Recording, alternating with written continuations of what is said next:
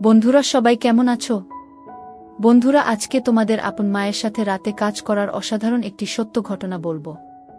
গল্পটি শেষ পর্যন্ত শুনলে তোমরা বাধ্য হবে হাতের কাজ করতে। না হলে সবাই আমাকে কাজ করে দিয়ে যাবে, আমি বাধা দেব না। আমি কলেজে এইচএসসি পড়ার সময় এই ঘটনাটা ঘটেছিল। আমি কলেজ হোস্টেলে থাকতাম। হোস্টেলটা ছিল একতলা বিল্ডিং। আমি সেকেন্ড ইয়ারে উঠার পর হঠাৎ করেই কলেজ কর্তৃপক্ষ ঘোষণা দিল যে হোস্টেল ভেঙে বহুতল করা হবে। আমাদেরকে 2 মাসের সময় দেওয়া হলো, এর মধ্যেই যে যার মতো থাকার জায়গা ঠিক করে নেবে। আশেপাশে আমার কোনো আত্মীয় স্বজন ছিল না। মেসের জন্য কয়েকদিন ঘুরলাম কিন্তু পছন্দ মতো পেলাম না। আমার তো ভয় হলো যে শেষ পর্যন্ত হয়তো আমি থাকার জায়গা খুঁজে পাব না, সেক্ষেত্রে আমার পড়াশোনার কি হবে সেটা ভেবেই অস্থির হয়ে পড়লাম। চেষ্টা করে করে যখন হতাশ, তখনই আমার এক বন্ধু খবর দিল যে এক ভদ্রলোক পেইং গেস্ট রাখবে। আমি কাল বিলম্ব না করে সেখানে ছুটলাম। কলেজ থেকে মাইলখানেক দূরে গ্রাম্য পরিবেশে পাকা বাড়ি। বাড়িওয়ালা ভদ্রলোক খুবই অমায়িক, উনি একজন অবসরপ্রাপ্ত সহকারী জজ। বুড়ো বুড়ি ছাড়া বাড়িতে আর কেউ থাকে না। ভদ্রলোকের বয়স হয়ে গেছে বলে বাসায় একজন লোক দরকার যে বিপদে সাহায্য করতে পারবে, টুকটাক বাজার করতে পারবে আর বুড়োকে একটু সময় দিতে পারবে। আমি শুনেছিলাম পেইং গেস্ট রাখবে, কিন্তু আমার ভাগ্য আরও ভালো, উনি আমার থাকা খাওয়ার জন্য কোনো টাকা পয়সা নেবেন না বলে জানালেন। ভদ্রলোকও আমাকে পছন্দ করলেন। আমি আর দেরি না করে পরদিনই ব্যাগপত্র নিয়ে হাজির হলাম। বাড়ির কাছেই একটা বিশাল খেলার মাঠ ছিল। বিকেলবেলা এলাকার প্রচুর ছেলে মেয়ে সেই মাঠে খেলাধুলা করত। আর সকালবেলা যুবক থেকে বুড়োরা আসত ব্যায়াম করতে। আমার অভ্যাস ছিল প্রতিদিন ভোরে উঠে দৌড়ানো। যারা আসত প্রায় সবাই সবাইয়ের পরিচিত হয়ে উঠেছিলাম। হঠাৎ একদিন একজন নতুন অতিথিকে দৌড়াতে দেখলাম। ভদ্রলোক সহজেই আমার দৃষ্টি আকর্ষণ করল। কারণ উনি দারুণ হ্যান্ডসাম, পেটানো শরীর, বেশ লম্বা আর দেখেই বোঝা যায় শরীরে তাকত আছে। আমি একবার উনাকে পানি করার সময় হাত তুলে সালাম দিলাম, উনিও জবাব দিলেন এবং হাসলেন। সবচেয়ে উল্লেখযোগ্য হল উনি বারবার পিছন ফিরে আমাকে দেখছিলেন। ভদ্রলোক শ্যামলা, কালোই বলা চলে, গোঁফ আছে, তবে দেখেই বোঝা যায় লোকটা খুব মিশুক প্রকৃতির। সেদিনই বিকেলবেলা আমি মাঠের একপাশে বসে খেলা দেখছিলাম। এমন সময় সেই ভদ্রলোককে দেখলাম, তবে একা নয়, সাথে 8-9 বছরের একটা বাচ্চা মেয়ে খেলনা হাতে তার সাথে হাঁটছে। হঠাৎ করেই বাতাসে খেলনাটা ছুটে মাঠের মধ্যে উড়ে গেল। আমি দৌড়ে গিয়ে খেলনাটা এনে মেয়েটার হাতে দিলাম। ভদ্রলোক খুব খুশি হয়ে বললেন, thanks brother, many many thanks. আমি আপনাকে সকালে মাঠে দেখেছি, রাইট? আমি মুখে জবাব না দিয়ে মাথা ঝাঁকালাম। উনি হাত বাড়িয়ে দিয়ে হ্যান্ডশেক করে বললেন, আমি মেজর সুবীর, আর্মিতে আছি, আর এ আমার মেয়ে মল্লিকা। আসুন না আমার বাসায়, জমিয়ে আড্ডা দেয়া যাবে। বেশি দূরে নয়, এই তো কাছেই। আমি কথা দিলাম যে অবশ্যই যাব। উনি বাসার লোকেশন বলে দিলেন, এখান থেকে উত্তর দিকে 8টা বাড়ি পরেই একটা মুদি দোকান আছে, রহমান স্টোর্স, সেটার পিছনেই তাদের বাড়ি, আমার নেমপ্লেট দেয়া আছে গিউ। আমি চিনলাম বাসাটা, একটা একতলা বাড়ি। যাব ভেবেছিলাম, কিন্তু পরে ভুলে গেলাম। 2 দিন পর ভোরে সুবীর সাহেবের সাথে আবার দেখা, তখন আর উনি আমাকে ছাড়লেন না, একেবারে সাথে করে বাসায় নিয়ে গেলেন। বাড়িটা উনার নয়, ওটা উনার শ্বশুর বাড়ি। উনার বউয়ের সাথে পরিচয় করিয়ে দিলেন। আমি সুবীর সাহেবের বউকে দেখে খুব অবাক হলাম। উনার সাথে মানায় না, শুধু বয়সে নয়, রূপেও রাত আর দিন পার্থক্য। উনার বয়স 50-এর কাছাকাছি, কিন্তু উনার বউয়ের বয়স 30-এর উপরে হবে না। মহিলার নাম রেনু, আমি তাকে রেনু আপা বলে ডাকতাম, কারণ ভাইবোন সম্পর্কের মধ্যে কেউ খারাপ কিছু খোঁজে না। রেনু আপা অপরূপ সুন্দরী, যে কোনো পুরুষের হার্টবিট বাড়িয়ে দেওয়ার মতো যথেষ্ট উপাদান তার আছে। রেনু আপা বেশি লম্বা নয়, 5 ফুট মতো হবে। মালা ওদের একমাত্র মেয়ে, ক্লাস 2-তে পড়ছে। নাদুস নুদুস নরম তুলতুলে সে, তবে গায়ের রং ওর বাবার মতোই কালো আর উচ্চতায় মায়ের মতো খাটো। তবে ঝকঝকে সাদা দাঁতের হাসিটা দারুণ, সেই সাথে ওর চেহারাটাও বেশ মিষ্টি। সুবীর সাহেব এতদিন মিশনে ছিলেন বলে রেনু আপা মালাকে নিয়ে বাপের বাড়িতেই আছেন। ওদের আন্তরিকতা আমাকে মুগ্ধ করল। একদিনের পরিচয়ে এই অনাত্মীয় শহরে মনে হলো এরা আমার কতকালের চেনা আত্মীয়। আমি বেশ খানিকক্ষণ গল্প করলাম, নাস্তা না করিয়ে ছাড়ল না। আমার ক্লাস ছিল, সেই জন্য তাড়াতাড়ি চলে আসতে হলো। তবে সুবীর সাহেব আমাকে দিয়ে প্রতিজ্ঞা করিয়ে নিলেন যে সম্ভব হলে প্রতিদিন একবার যেন উনাদের সাথে দেখা করি। আমারও ভালো লেগে গেল, বিশেষ করে মেয়েদের আমার সবসময় ভালো লাগে। রেনু আপার মতো সুন্দরী আর মিশুক হলে তো কথাই নেই। সেদিনের পর থেকে রেনু আপার বাসায় যাওয়া আমার প্রতিদিনের ডিউটি হয়ে গেল, বিশেষ করে টিভি সিরিয়াল দেখার জন্য। তাছাড়া বিসিআর আছে, মাঝে মাঝে হিন্দি ছবিও দেখা হয়। ছুটি শেষে সুবীর সাহেব তার কর্মস্থলে ফিরে গেলেন, তবে আমার যাতায়াত বন্ধ হল না। সাধারণত আমি রাত 9টার দিকে যেতাম টিভিতে নাটক দেখার জন্য। মালা ইতিমধ্যেই আমার সাংঘাতিক ভক্ত হয়ে গেছে। আমি গেলে আমাকে ছেড়ে নড়তেই চায় না। আর সাংঘাতিক গা ঘেঁষা স্বভাব মেয়েটার। যতক্ষণ থাকবো আমার কোলে বসে থাকবে, না হলে পিঠে চাড়বে। আমি বেল বাজাতেই ছুটে এসে মালাই দরজা খুলে দেয়। আমি ঘরে ঢুকে সোফায় বসার সাথে সাথে আমার কাছে বসে গলা ধরে। আমিও ওকে কাছে টেনে ধরি। মালা শুধু খিলখিল করে হাসে। রেনু আপা মাঝে মাঝে আমাকে বিরক্ত না করার জন্য মালাকে বকা দেয়, কিন্তু আমি আপাকে ওকে বকতে মানা করি। এভাবেই আমাদের দিনগুলি কাটতে থাকে। আমি দিনে দিনে রেনু আপার পরিবারের একজন সদস্য হয়ে উঠি। মেয়ে দুজনের সাথেই আমার সময় গাঢ় হয়ে ওঠে। তবে আমি একজন নারী লোভী হলেও মালার সাথে আমার সম্পর্ক ছিল একেবারেই নির্ভেজাল, স্বাভাবিক। আমার মনে ওই বাচ্চা মেয়েটা সম্পর্কে কোনো খারাপ উদ্দেশ্য ছিল না। এমনকি রেনু আপা একটা আইটেম হলেও আমি তাকে খুবই সম্মানের চোখে দেখতাম। এক কথায় ওই পরিবারের সাথে আমি একেবারেই সুস্থ স্বাভাবিক একটা সম্পর্ক গড়ে তুলতে চেয়েছিলাম। কিন্তু আমার দুর্ভাগ্য আমাকে সেটা হতে দিল না। জানি না কেন, আমি যেখানেই যাই সেখানেই কোনো মেয়ে মানুষের সাথেই আমার সম্পর্ক সঠিক পথে থাকে না। এখানেও থাকল না। 4 মাস পরের কথা। তখন শীতকাল এসে গেছে। আমি সচরাচর বাসায় লুঙ্গি পরি এবং রেনু আপার বাসায়ও লুঙ্গি পরেই যাই। শীতের জন্য কয়েকদিন হলো গায়ে একটা চাদর জড়াচ্ছি। মালা যথারীতি আমার কোলে বসে এবং চাদরের ভিতরে ঢুকে পড়ে। মাঝে মধ্যে মালার নড়াচড়া এতটাই অস্বাভাবিক হয়ে পড়ে যে আমারটা গরম হয়ে ওঠে। কিন্তু আমি এই পরিবারের সাথে সম্পর্কটা নষ্ট করতে চাই না বলে খুব সাবধান থাকি, যাতে আমার দিক থেকে কোনোরকম দুর্বলতা প্রকাশ হয়ে না পড়ে। কিন্তু সবসময় মনে হয় আমরা যা চাই বিধাতা তা চান না। প্রকৃতপক্ষে সবই তো তার দখলে। একদিন আমি যথারীতি রেনু আপার বাসায় গিয়ে ড্রয়িং রুমে টিভি ছেড়ে বসলাম। আপা রান্নাঘরে ব্যস্ত ছিল বলে আমাকে বসতে বলে চলে গেল। মালা পড়াশোনা করছিল। আধ ঘন্টা পরে মালা পড়া শেষ করে ড্রয়িং রুমে এলো। আমাকে দেখেই ছুটে এসে আমার 2 পাশে পা দিয়ে কোলে বসে গেল চাদর সরিয়ে। মালা কখনো বসে স্থির থাকে না, সেদিনও বেশিক্ষণ স্থির থাকল না। মিনিট 5 মধ্যেই ওর নড়াচড়া শুরু হয়ে গেল। তবে সেদিনের নড়াচড়ার পরিমাণটা ছিল বেশি। আমি বললাম, কিরে অমন করছিস কেন? মালা বলল, আমার চুলকাচ্ছে চু। আমি বললাম, ঠিক আছে, তাহলে নিচে নেমে বস। কি আমার কথা শুনে মালা উঠে দাঁড়ালো, আর আমি আমার পা দুটি সরিয়ে মালা আমার 2 পায়ের মাঝে সোফার উপরে বসল। কিন্তু মালা সম্ভবত বুঝতে পেরেছিল যে সোফার মাঝখানে মোটা দড়ির মতো কিছু একটা আছে। আমি ওটাকে থামানোর যথাসাধ্য চেষ্টা করলাম, কিন্তু পারলাম না। ওর কানের কাছে ফিসফিস করে ধমকে উঠলাম, এই মালা, কি হচ্ছে এসব? ছাড় বলছি। কি? মালা তখন বলল, ছাড়ব না। তুমি শক্ত বানালে কেন? ছাড়ব না, কি করবে? আমি এবারে অন্য পথ চেষ্টা করলাম। বললাম, আপা দেখলে কিন্তু জবাই করে ফেলবে। মালা হেসে বলল, মামনি রান্নাঘরে তোমার জন্য পোলাও মাংস রাঁধছে, এদিকে আসবে না? গিয়ে আমি বললাম, তবুও এসব ভালো না লক্ষ্মী মামনি, ছাড়ো। মালা আরো জোরে ধরে বলল, না ছাড়ব না, আমার ধরে থাকতে ভালো লাগতেছে। আমার ধৈর্যের বাঁধ ভেঙে গেল, মাথার মধ্যে গোলমাল হয়ে গেল, আমার হিতাহিত গান লোপ পেয়ে গেল।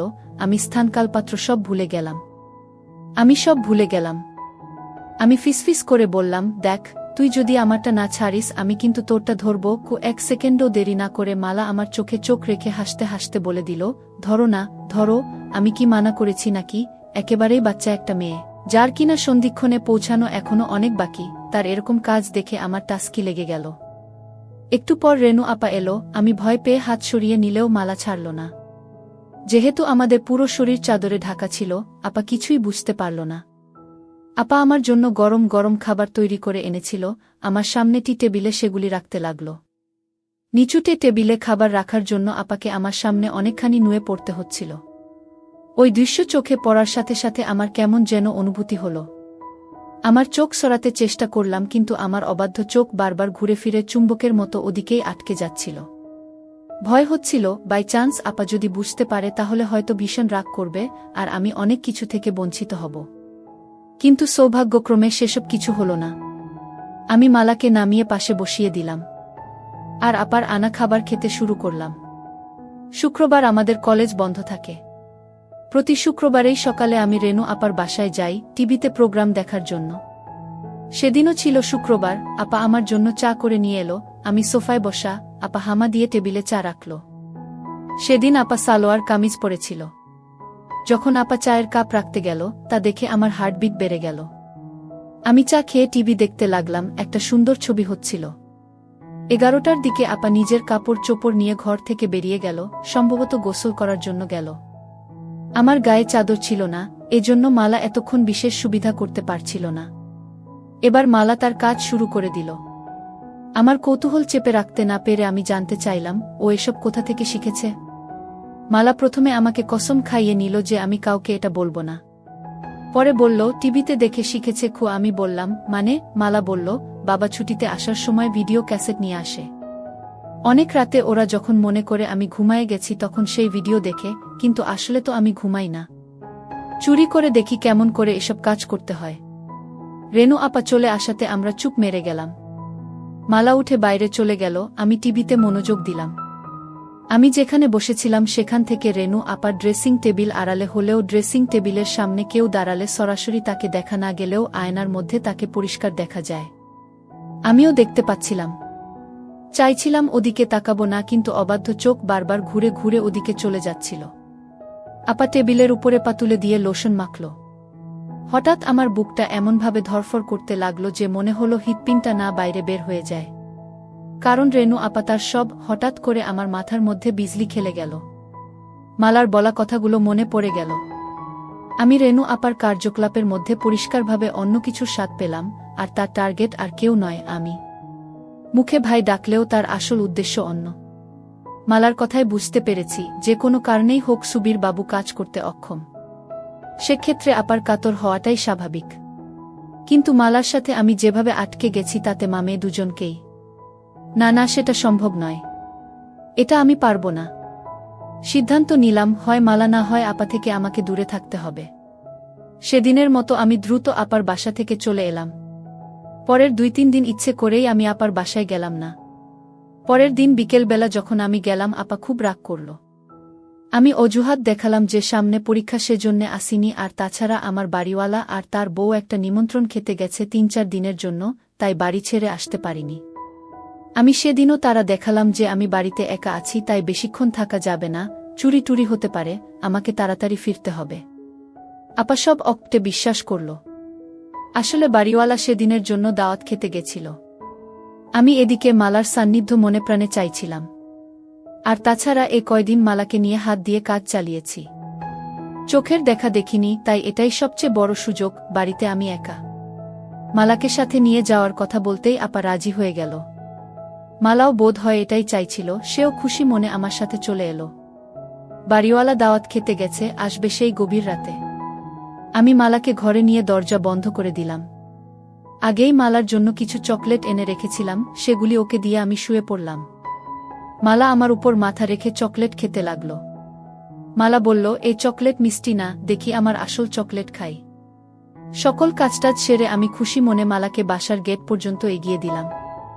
যাওয়ার পথে মালাকে বললাম যে আমি পরীক্ষার পড়া নিয়ে কয়েকদিন ব্যস্ত থাকব, তাই ওদের বাসায় যেতে পারবো না। আমার মাথায় আরেক ফন্দি এলো, তাই মালাকে বললাম, যদি পারিস তুই নিজেই সকালে চলে আসিস। সত্যি আমি 3-4 দিন না যাওয়াতে এক ভোরে মালা এসে হাজির। আমি ওকে নিয়ে বাড়ির পিছনের সবজি খেতে গিয়ে বসলাম। ওখানে সকালের রোদটা লাগে, আর জায়গাটা নির্জন, সচরাচর ওদিকে কেউ যায় না। আবার দুজনে মিলে কাজ শুরু করে দিলাম। বেশ শান্তি পেলাম আজ। ঠিক পরে দিন মালা একটা দুঃসংবাদটা দিল। সুবীর বাবু কোয়ার্টার পেয়েছেন, মালারা খুব শীঘ্রই ঢাকায় চলে যাচ্ছে। মালা খবর দিল যে রেনু আপা আমাকে দেখা করতে বলেছে। আমি দ্রুত রেনু আপার সাথে দেখা করলাম। আপা আমাকে তার স্বামীর লেখা চিঠি পড়তে দিল। সুবীর বাবু আসতে পারবেন না, তাই আমাকে অনুরোধ করেছেন মালা আর আপাকে ঢাকার গাড়িতে উঠিয়ে দেওয়ার জন্য। রেনু আপার সকল প্রস্তুতি আগে থেকেই নেওয়া ছিল। আমাকে পরের দিনের টিকিট আনতে বলল। আমি পরের দিনের ট্রেনেই আপা আর মালাকে তুলে দিলাম।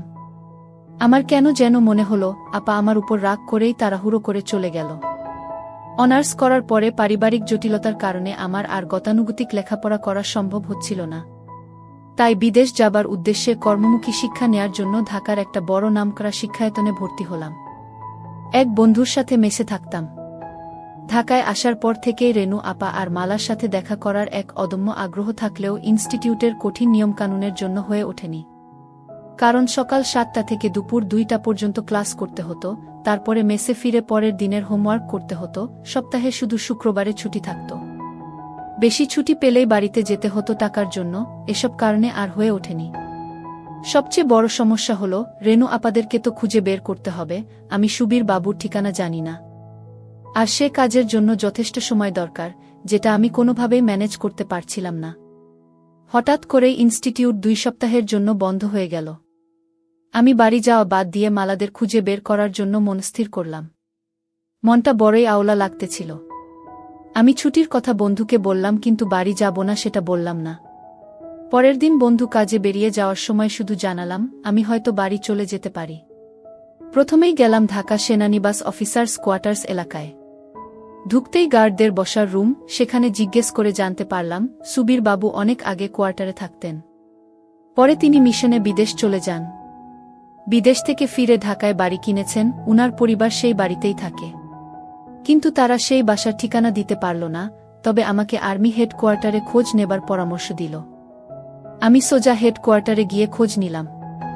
সুবীর বাবুর প্রমোশন হয়ে এখন তিনি লেফটেন্যান্ট কর্নেল, বাসার ঠিকানা পাওয়া গেল। আমি কোনো দ্বিধা না করে সোজা চলে গেলাম মিরপুরের সেই বাসায়। সহজেই পাওয়া গেল, নম্বর মিলিয়ে 6তলা বিল্ডিং এর সামনে যেতেই বসবাসকারীদের নেমপ্লেট চোখে পড়ল, সেখানে সুবীর বাবুর নামও আছে। আসলে সুবীর বাবু বাড়ি নয়, ফ্ল্যাট কিনেছেন। নামের পাশেই ফ্ল্যাটের নাম্বার দেয়া। 4 তলায় সুবীর বাবুর ফ্ল্যাট। 4 তলায় গিয়ে সুবীর বাবুর নাম লেখা দরজার বেল চাপতেই ভিতর থেকে আওয়াজ পেলাম, কে? জবাব না দিয়ে দাঁড়িয়ে রইলাম। কিছুক্ষণ পর দরজা খুলে গেল। মালাকে চিনতে একটু কষ্টই হলো, রাস্তায় দেখলে চিনতে পারতাম না। চেহারার আদলটা আছে, আর সব কিছু পাল্টে গেছে। বেশ লম্বা আর একটু মোটা হয়েছে মালা। আমাকে দেখেই চোখ কপালে তুলে একটা চিৎকার দিল, ও মামনি, দেখো কে আসছে। রেনু আপা ছুটে এলো, আমাকে দেখেই কাছে টেনে নিল। বাসায় ঢোকার পর একটু অভিমান, একটু রাগ, কেন আসিনি, কেন খবর রাখিনি, এইসব চলল অনেকক্ষণ ধরে। বিকেলে সুবীর বাবু ফিরেও এক চোট বকা দিলেন। কিন্তু আদরের সীমা নেই, যেন জামাই আদর। আপা আমাকে কি কি রান্না করে খাওয়াবে সেটা নিয়ে ব্যস্ত হয়ে গেল। বিকেলবেলা আপা আর্মিদের বউদের নাকি একটা ক্লাব আছে, সেখানে চলে গেল। পরে মালা আমাকে বলল, আপা ফিরবে সন্ধ্যার পর। আপা গেলেও সুবীর বাবু বাসায় রইলেন। সেদিন আর মালাকে একা পেলামই না। তবে চোখে চোখে আমাদের অনেক কথা হয়ে গেল। এভাবে একটা দিন গেল। এতদিন পরে এলেও মালার মাঝে আমার জন্য ব্যাকুলতা দেখে ভালো লাগলো। যাক, শেষ পর্যন্ত এত কষ্ট করে খুঁজে বের করা সার্থক হবে বলে মনে হচ্ছে। সৌভাগ্য কাকে বলে। পরদিন সকালে অফিসে যাবার ঘণ্টাখানেক পর বাসায় ফিরে সুবীর বাবু ঘোষণা দিলেন, উনাকে এক্ষুনি বান্দরবান ছুটতে হবে, ওখানে কি যেন একটা ঝামেলা হয়েছে। আধা ঘন্টার মধ্যে নিচে গাড়ি এসে হর্ন দিল, উনি চলে গেলেন। যাবার আগে আমাকে অনুরোধ করে বলে গেলেন আমি যেন উনি না ফেরা পর্যন্ত না যাই। মনে মনে বললাম, আমিও তো সেটাই চাই। মালা সকালে স্কুলে গেছে, আসবে 2টার দিকে। বাসায় আমি আর রেনু আপা একা। আপা রান্নাঘরে ব্যস্ত রান্না নিয়ে। রান্না শেষে আপা আমাকে গোসল করে নিতে বলল। আমি গোসল থেকে বের হলে আপা গেল গোসল করতে। এ ফ্ল্যাটে গেস্ট রুম আছে, কাজেই আপা বেডরুমে আর আমি গেস্ট রুমে। টেবিলে খাবার দেবার সময় খেয়াল করলাম, আপার লোভী চোখ আমাকে কেবল দেখছে আর দেখছে, যেন গিলে খাবে। খাওয়া শেষ করে আপা আমাকে বলল, তোর সাথে আমার কিছু কথা আছে। আমি ব্যস্ততার ভান করে বললাম, আপা, আছি তো বেশ কিছুদিন, পরে শুনব। আমি বুঝতে পেরেছিলাম আপা আমাকে কি বলতে চায়। আপা বলল, আচ্ছা ঠিক আছে, তুই রেস্ট নে, আমি একটু বেরুব, একটু পরেই মালা চলে আসবে। আমি গেস্ট রুমে ফিরে এলাম। আপা সেজেগুজে যাওয়ার সময় আমার সাথে দেখা করে দরজা লাগাতে বলল। আপাকে কেমন যেন বিষণ্ণ লাগছিল। 2টার পরই কলিং বেল বাজল। দরজা খুলে দিতেই মালার হাসি মুখ দেখতে পেলাম, খুশিতে চমকাচ্ছে। ঘরে ঢুকেই বলল, বাবা আসেনি? ওর বাবার বান্দরবান যাওয়ার কথা ওকে জানালাম। শুনে আরো বেশি খুশি হলো, আমাকে নিয়ে নাচতে লাগলো আর গান গাইতে লাগলো। মালা বেশ লম্বা হয়েছে। মনে হলো মাঝের এই 6টি বছর মালার কাছে 6টি দিনের মতো। মালা সেই আগের মতোই আছে, একটুও বদলায়নি। আমাকে চকাস চকাস করে অনেকগুলি পাপ্পা দিয়ে বলল, মামা ওয়েট করো, আমি আসছি। মালা দৌড়ে ওর রুমে চলে গেল, স্কুল ড্রেস ছেড়ে স্কার্ট আর টি শার্ট পরে এলো। এসেই ঘোষণা দিল, মামা চলো আজ একসাথে গোসল করব। আমি অবাক হয়ে বললাম, বলিস কি? মালা বলল, হ্যাঁ, এটা আমার অনেক দিনের স্বপ্ন। তোমাকে নিয়ে আরও কত যে স্বপ্ন আমার এই ছোট্ট বুকের মধ্যে গেঁথে রেখেছি সেটা তুমি কিভাবে বুঝবে? এতগুলি বছর পরে তুমি এলে, আর আমি তোমাকে প্রতিটা দিন মিস করেছি। মালা কাঁদতে লাগল, চোখের পানি মুক্ত বিন্দুর মতো ঝরে পড়ছিল। একটু স্থির হয়ে আবার আমাকে তাড়া দিল, কই চলো, বললাম না একসাথে গোসল করব? আমি বললাম, কিন্তু আমি তো গোসল করে নিয়েছি। মালা বলল, তাতে কি? আমি বললাম, তুই সত্যিই একটুও বদলাসনি, কেবল বড়ই হয়েছিস। মালা হাসল, বলল, বড় তো হয়েছিই তোমার জন্য। তখন যা যা পারোনি, এখন সব উসুল করে নাও, তোমাকে সব উজাড় করে দেব, এটা আমার অনেক দিনের আশা। মালাকে বললাম, একটা সত্যি কথা বলবি? তুই কি এখনো ইনটেক? মালা বড় বড় চোখ করে আমার দিকে তাকিয়ে বলল, মামা তুমি তোমার মালাকে চেনো না? তুমি ছাড়া এই দুনিয়ায় আর কে আছে যে আমাকে আনবক্স করবে? আমি তো তোমার জন্যই সব জমিয়ে রেখেছি। আমাদের প্রথম একটু কষ্ট হলেও আস্তে আস্তে মজা চলে এলো। মালাও দারুণভাবে এনজয় করতে লাগল। সন্ধ্যার পর রেনু আপা এলে আমরা বসে বসে অনেক গল্প করলাম। রেনু আপা আমার দিকে কি রকম করে যেন চোখে তাকাচ্ছিল। রাতে আমি শুয়ে পড়ার পরে আগের রাতে সুবীর বাবু আমার মশারি টাঙিয়ে দিয়েছিল। সেদিন রাতে সুবীর বাবু না থাকাতে আপাকে দেখলাম মশারি হাতে আমার বিছানার কাছে আসতে। আমি ঘুমের ভান করে মটকা মেরে পড়ে রইলাম। আপা প্রথমে লাইট অফ করে ডিম লাইট জ্বালালো, তারপর আমার পাশে খাটের উপর বসল। কতক্ষণ বসে আপা কি যেন ভাবল, তারপর উঠে মশারি টাঙিয়ে দিয়ে চলে গেল। সেদিন রাতেও আপা আমার পাশে বিছানায় অনেকক্ষণ বসে রইল। আমি জানতাম আপা কি চায়, কিন্তু ও যে মালার মা। আমি যদি মালাকে বিয়ে করতাম তাহলে রেনু আপা আমার শাশুড়ি হতো। আমি কিছু বলতেও পারছিলাম না আপা কষ্ট পাবে বলে, আবার মেনে নিতেও কষ্ট হচ্ছিল। আপাকে আমি অন্য চোখে দেখতাম, মনে মনে খুব শ্রদ্ধা করতাম। মাথার মধ্যে আমার চিন্তার ঝড় বয়ে যাচ্ছে, একটা দ্বন্দ্ব চলছিল। শেষ পর্যন্ত সিদ্ধান্ত নিলাম, না, এমন কাজ করা যাবে না। কারণ ও যে মালার মা, ওকে যে আমি বড় শ্রদ্ধার চোখে দেখি। তাই আপা যখন কাছে চলে এলো, আমি বললাম, ছি আপা, এ কি করছা? আপা যেন পাগল হয়ে গেল। আমাকে ধরে বলল, প্লিজ আমাকে একটু সুখ দে, আমি আর থাকতে পারছি না, আমি তিলে তিলে শেষ হয়ে যাচ্ছি। লক্ষ্মী ভাই আমার, আমাকে বঞ্চিত করিস না। সেই প্রথম তুই যখন আমাদের বাসায় আসলি তখন থেকেই তোর জন্য পাগল হয়ে আছি। বন্ধুরা, ভিডিওটি অনেক বড় হয়ে যাওয়ার কারণে গল্পের বাকি অংশ অন্য কোনো ভিডিওতে দেওয়া হবে। সবাই সাথেই থাকো।